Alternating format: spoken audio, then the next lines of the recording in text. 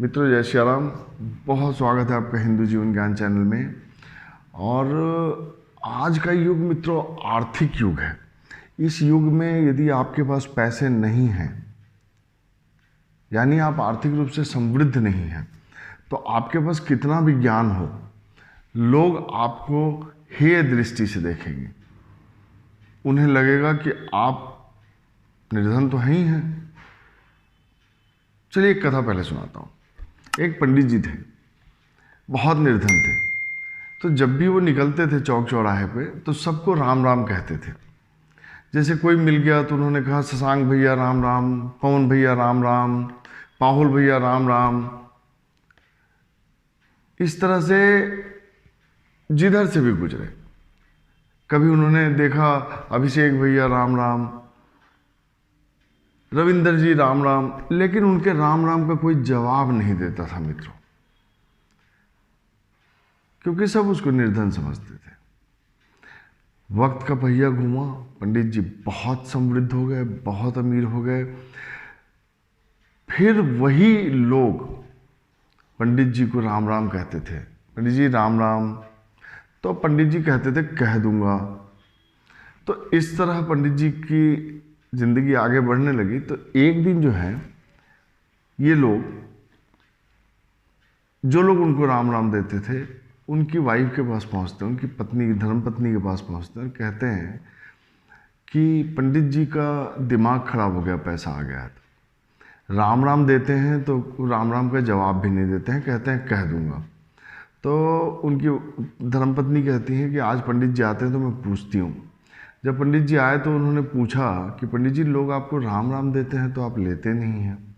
तो पंडित जी ने कहा कि प्रिय, ये लोग हमको राम राम नहीं देते, ये लोग लक्ष्मी को राम राम देते हैं। तो मैं कहता हूँ कह दूंगा, क्योंकि जब मैं निर्धन था मैं राम राम इनको कहता था तो ये लोग जवाब नहीं देते थे। तो आज भी मैं जब ये लोग राम राम कहते हैं तो मैं रात में जब घर आता हूँ, तिजोरी खोलता हूँ, लक्ष्मी जी की फोटो को कहता हूँ कि आज माता शशांक भैया ने राम राम दिया है, पवन भैया ने राम राम कहा है, पाहुल भैया ने राम राम कहा है, रविंदर जी ने राम राम कहा है, अभिषेक ने राम राम कहा है। तो ये कथा बताने का मतलब ये है कि लोग जो है वो किसी व्यक्ति को आजकल राम राम नहीं देते, लक्ष्मी को राम राम कहते हैं। निर्धन को कोई नहीं पूछता, धनवान को सब पूछते हैं। तो मित्रों मैं चाहता हूं कि आप सब धनवान बने और आपके जीवन में अथाह लक्ष्मी आए। मतलब लक्ष्मी तो एक ही है, उनकी 9 निधियाँ आएँ आपके जीवन में। आप बहुत खुशहाल जीवन जिएं, आपके पास बहुत पैसा रहे, समृद्ध रहें। और जब बहुत पैसा हो जाए तो दान पुण्य अवश्य कीजिए, गरीबों की सेवा अवश्य कीजिए।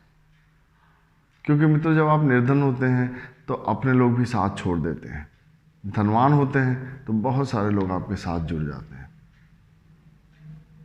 अच्छा, मैंने इस कथा में जिन लोगों का नाम लिया ये हमारे बड़े प्रिय लोग हैं। मैंने बस प्रसंगवश इनका नाम लिया। तो अब मैं यहाँ यह कहना चाहता हूँ कि आप एक उपाय कीजिए और आपको समृद्ध होने से कोई नहीं रोकेगा। मित्रों आपको करना क्या है, आप कोई भी मदार का पेड़ ढूंढिए जो बहुत पुराना हो, 20 साल 25 साल पुराना पेड़ ढूंढिए, उस पेड़ को निकालिए। मित्रों जब आप पुराने मदार के पेड़ को निकालेंगे तो उसके जड़ में स्वतः गणपति की प्रतिमा बनी रहती है।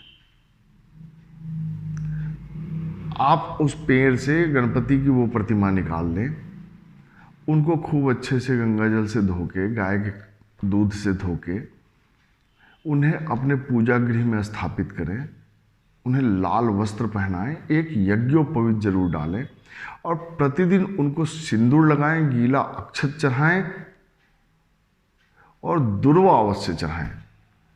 कोई पूजा मत करिए। अगर आपको ये गणपति मिल जाते हैं, आप ये 3 काम करिए। उनको गीला अक्षत, इदम अक्षतम बोल के चढ़ाइए, सिंदूर चढ़ाइए, उनको सिंदूरम समर्पयामि बोल दीजिए, और दुर्वा दुर्वांकुरान समर्पयामि गणेश जी को चढ़ाइए।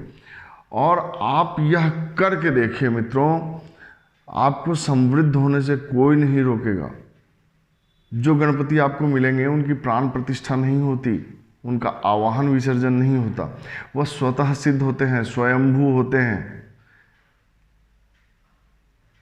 तो हम लोग महाराष्ट्र में जहाँ भी गणेश जी 8 जगह स्वयंभू हैं, हम लोग वहाँ जाके कृपा उनकी प्राप्त करते हैं। वही स्वयंभू गणेश जब आपके घर में आ जाएं तो सोचिए आपका क्या होगा। तो आप ढूंढिए मदार का पेड़, अपने घर में गणपति स्थापित कीजिए और फिर देखिए आप अपने जीवन का चमत्कार करके देखिए। जय सिया राम।